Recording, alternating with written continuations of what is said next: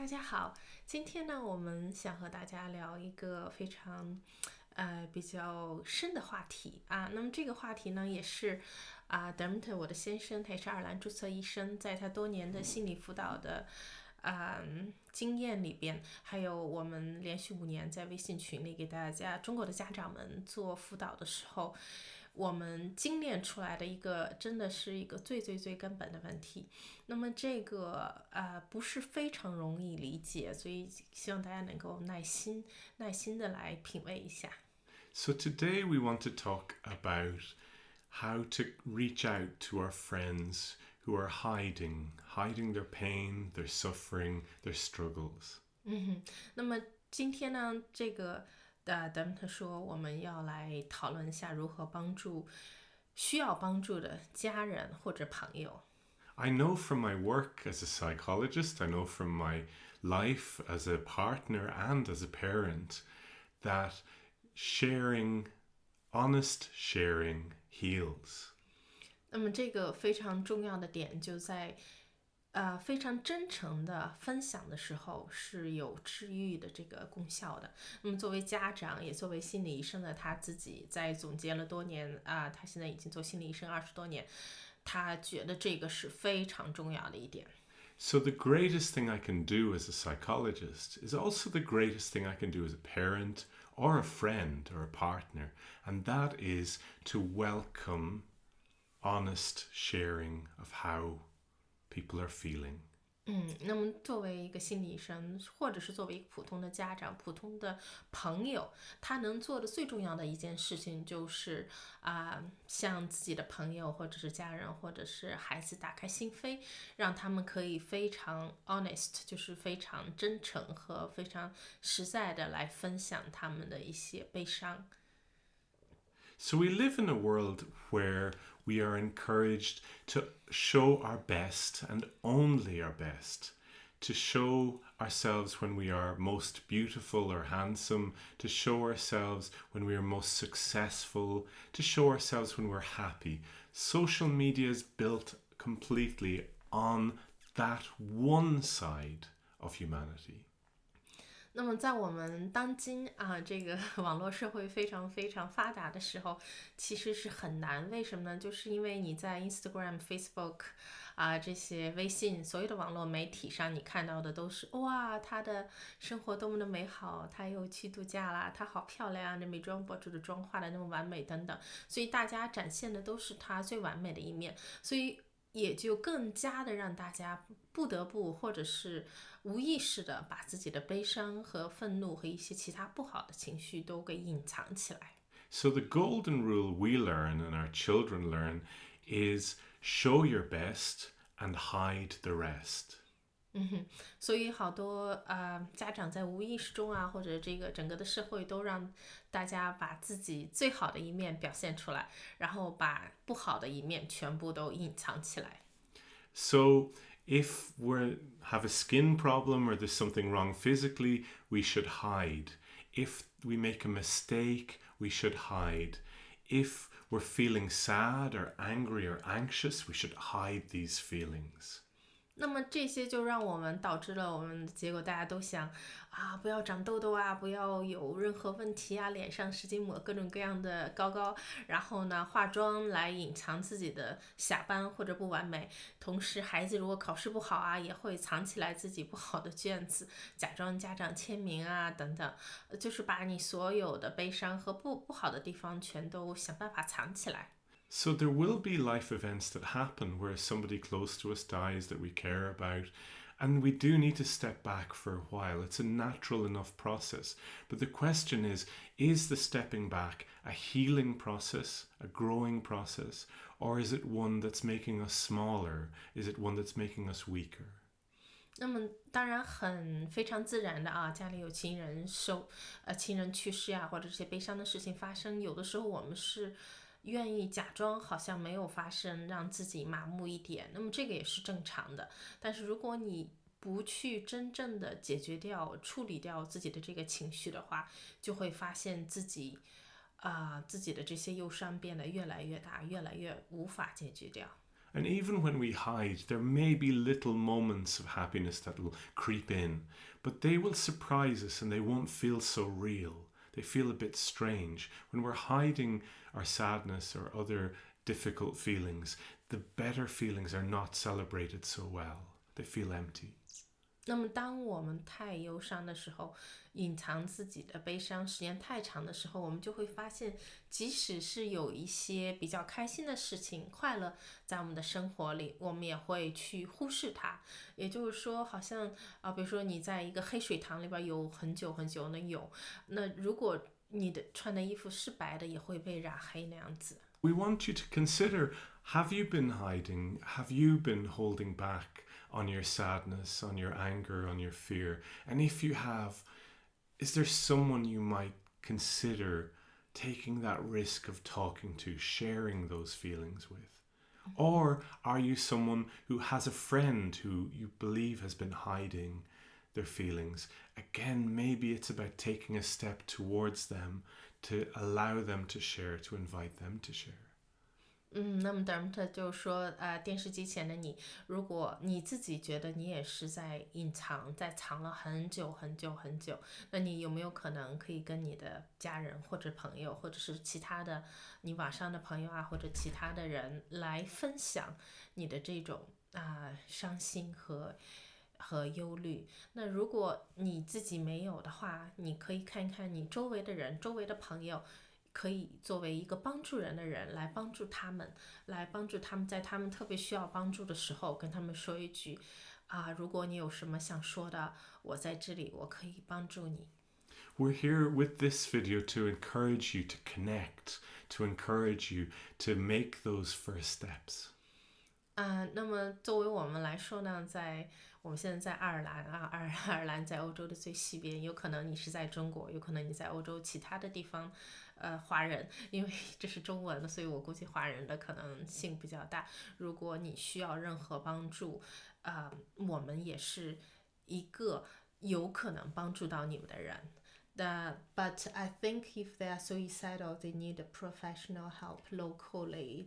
But we have to start with the actual connection, and we can't tell unless we actually make a friendly connection with them. Many people are very afraid about this. Many people are afraid to connect with someone who might be suicidal. You won't make them more suicidal by asking them even the question, are you feeling so bad that you might think about ending your life? They won't be more suicidal from this. I've done this work for 20 years and I know for a fact asking people these kind of questions gives them a sense of relief. Now I can share this. So we're the first step. Of course, there are other supports that we should go to and we'll get there, but making the first step, it could be anyone can do that. And you don't need to be a professional to connect with someone who's hiding in their suffering. It's really, really important to know you can make a big, big difference as a starting point. 也就是说Dermot 的想法就是我们每一个人如果都可以看一看，注意到旁边的人，不管是亲朋好友，或者是同学，或者是家人、亲戚这样子，或者是自己的孩子。如果你觉得孩子是比较的悲伤，或者是有什么东西要藏得很深、很痛苦，你都可以去帮助他来建立这种第一个的连接。当然你不一定是专业的医生，你不一定能解决掉他的这个问题，但是事实上对于那些想要自杀的人或者是抑郁的人，当他知道有人已经看到我可能有这个想法的时候，这个不会让他们更想去自杀，反而会让他们知道 OK 我不用再装了，至少我有人能够看出来，至少我可以跟他说一说，或者也许他能帮我，也许他不能帮我，但是当他这种非常真诚的跟你分享的那一刻，本身就是有治愈和治疗的这样的作用。And it's really, really important also to consider, are there other people around? Is this the right moment? So it's better when you're alone with the person rather than in a group of people where they might be triggered by defense and shame and triggered to hide even more. 那么我们在做这个事情的时候，当然呢也在技巧上给大家讲，一定要注意，一定是1对1的时候不能是这个一大屋子人啊，然后你突然冒出来这么一句，这样可能会让他觉得更加的不好意思呀，更加的丢面子呀，反而会起到相反的作用。So we might start by saying to them then, I see you're not really yourself at the moment. I see that you're struggling. Is it something that we could talk about? Would it help to maybe talk? 那么因为有些人他装的非常非常的好，就是我见过当时他说的他的朋友想自杀的那样的，他们之前都可能就是让你觉得他比普通的人还要高兴，还要 happy， 还要快乐那样子，因为他们装的非常非常的好。那么不是说特别容易就能够我们来帮助，但是你有的时候可以看到他装的有点太too much， 就是有点太过度的时候，你也可以跟他说你最近有什么？像有的同事就会觉得，他好像不是太和以前一样，平常一样。那么这种不一样，有的时候是悲伤，有的时候是过度的假装的欢喜。那么这2种非常极端的情况下，你都可以关心他家里有什么事儿，或者是你好像不是你自己，或者是你好像有什么事儿，我们都在这儿，都可以说一说听你聊聊这样子能够帮助到他们。So you've asked them, what's happening for them, and you've asked them, would they like to talk about it? And maybe you've let them know, you matter to me as a friend. I want to see things working out for you, and I see they're not going so well right now. After that, you want to give them space to talk. And if they want to talk right now, that's great. But if they say, no, I'm okay, I'm busy with things, that's all, you invite them again and you say, if you want to talk about it today, that's fine. If not, maybe some other time. But I want you to know I'm there for you. I'm here for you. I want you to know that you can talk to me at any time you want. 很多时候呢，大家都发现也会觉得，哎呀，那朋友我说了，人家也说没有什么呀，什么什么的，也没有什么，也没有跟我说。那这个时候我就问过 Dermot， 我说如果你跟他说一下，其实我有的时候也很悲惨这个我也有的时候也抑郁过，也很伤心，或者这样会不会有帮助？ I just said if we said we can be sad or low sometimes too, would this help? It sometimes can help, but sometimes it can really distract by saying too much. So sometimes people will want to say things like, oh, I went through a very difficult time. They start talking about their own story and they go on for 10 minutes talking about their own story. That might not be helpful at the time. It distracts from saying, I really want to hear from you. Yeah. 我 Dermot 在这讲的就是除了刚才要1对1的情况，这第2点非常重要的就是因为我们经常会碰到那种朋友，你看你刚想要分享一点你的心事，他就开始讲他自己的非常悲惨的故事一讲2-3个小时。所以我们非常重要的是，在你帮助这样的人的时候，你要做的是 listener， 就是做的是倾听者，你要让他来跟你说而不要自己叭叭叭讲不停，他根本就没有机会说这样子。And if they open up to you, as I said, the belief is that honest sharing heals. Not that honest sharing fixes, it heals. So it's a process of healing that begins by them opening up to you. 这点也是非常的重要，就是说很多时候我们都愿意说不就这点事儿，来我来告诉你，你应该怎么解决。那么其实这些很悲伤的人，很伤心的人，他有时候需要的就是大家知道他非常的伤心，知道他很不容易，但是事实上可能在你的眼里他的生活很幸福，没有什么可伤心的。但是你不要这么跟他说，你说你有什么你又有钱又漂亮，然后又没有什么可伤心的，千万不要说这样想要给他解决问题的这种方法，而是你要做的就是来感受到他的悲伤，让他觉得你是愿意听他，因为在他非常真诚的分享他的这些说法的时候，本身对他来说就是一个治愈。So their sharing is what heals, not, as you say, not finding the practical solutions, not being clever. You don't need to be clever. All you need to do is care and give them space to speak and not judge them or not try and fix them. Yeah, 他们说这点也特别重要，就是 not judge them。这点也是我个人在国外生活，我觉得最最幸福的一点，就是这边的人他大多时候是跟你分享一些东西，但是他并不去说你这样做是坏的啊，你这样做是不对的呀，或者是怎么样，不会用一些条条框框来说你。那你就是你自己，你做的东西是你想做的但是我们中国的家长，部分家长有的时候就会比如说孩子跟他说妈妈我很伤心，他或者在哭，孩子在哭，他马上就说你有什么可哭的？你哭什么？或者说谁打你了，我来帮你啊，怎么样？他全在找解决方案像学习一样在找解决方案，并没有注重到孩子当时可能需要的就是作为家长，你给他一个拥抱你理解 OK 他很伤心。So you allow them to feel, as you say, how they feel. They're allowed to feel how they feel, and you're not asking why and why and why and why. So many of the people I work with don't have a why. They can't explain why they feel the way they do, but they feel this way anyway. And all we need to do is understand their feelings, not the reasons for them. Don't get distracted by reasons.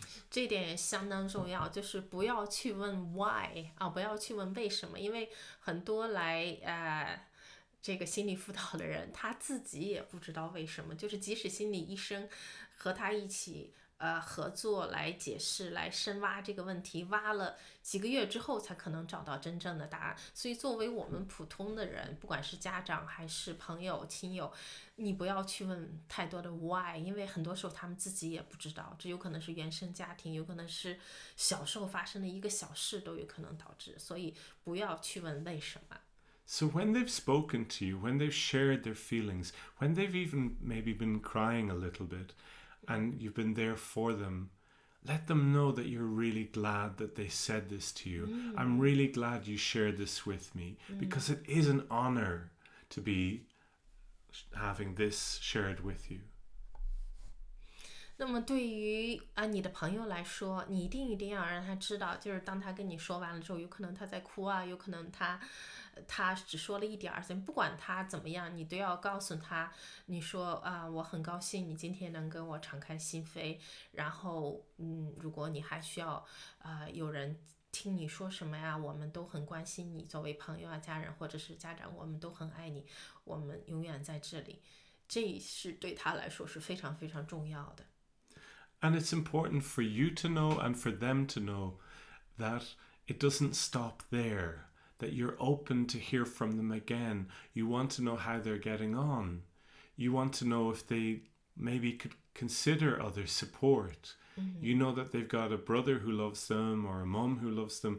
And you say that, your mum really loves you and would like to know about this. Or in another case, it might be, your doctor could really do with hearing about this because they would want to help and they would be able to help. 那么同时呢，作为我们这种帮助的人，你也一定要注意，你不要把所有的重担全都放在你的身上。你要知道如果这个朋友你知道他可能他爸爸妈妈离婚了，但是他妈妈还是对他很好的，很爱他的，所以你就可以委婉的跟他妈妈说一下，能不能多多关心他，或者多跟他打电话等等这样子或者是你们有其他的共同的朋友，你可以跟别的朋友私底下说一下，说我们应该多关心一下这个男孩那么他最近可能挺不容易的，我们有可能的话多约他出来打打球踢个球或者你们跟他一块儿去叫他出来吃个饭或者跑步什么都行，就是也不要把所有的重担都放在自己的身上因为如果他们从不同的人那里能够得到爱，他们就会更加的不孤独。 Okay, so they're not alone anymore. And then you're not alone as the listener because you're getting them to connect with a couple more people. And in doing so, you're starting that healing process that involves sharing. And you've shown them that it's possible to share with you. And knowing that now, they know that they can share with others too. 那么这样做的话，他们就会慢慢的学会分享，学会分享自己的感情，学会也意识到自己并不是真正那么孤独，也知道这世界上还有其他的人也是很有爱，很有关心他、爱护他们的。这样慢慢的呢，他们就会更加的打开自己的心扉。那也应该建议他们去见心理医生啊、心理咨询师啊，或者是自己的 GP、自己的家庭医生等等等等，通过非常正规的渠道来寻找帮助。So, with the information we've given you here now, we'll also provide you with some basic written information that summarizes our ideas today. We'd love if you could be a support and look out for others, because in the end, what is life about? Only about looking out for each other. 那么我们今天讲了这么多，它也会在 subtitle 就是在下边的标注里边给大家用一些文字的话来总结一下这样子的话你们可以更好的能学到如何来帮助其他的朋友，因为总而言之，其实我们来到这个世界上就是去帮助所有认识或者不认识的人，去爱每一个人，那么这个才是真正的生命的和生活的意义。Okay, so thank you so much for listening today. 非常感谢大家今天的聆听。就像我开头说过，今天的话题稍微有点沉重，但是有很多人在亲朋好友自杀之后呢，才觉得，哎呀，当时我为什么没有早点去关心他？当时我为什么没有能够发现？所以，如果我们掌握了这些技巧和方式，能够尽早的在这些人没有太抑郁，没有还要走到自杀或者是变疯狂这样的步骤之前，就可以给他们更多的爱和关怀，那么我们整个的世界可能也会变得更加的美好。谢谢大家，非常感谢。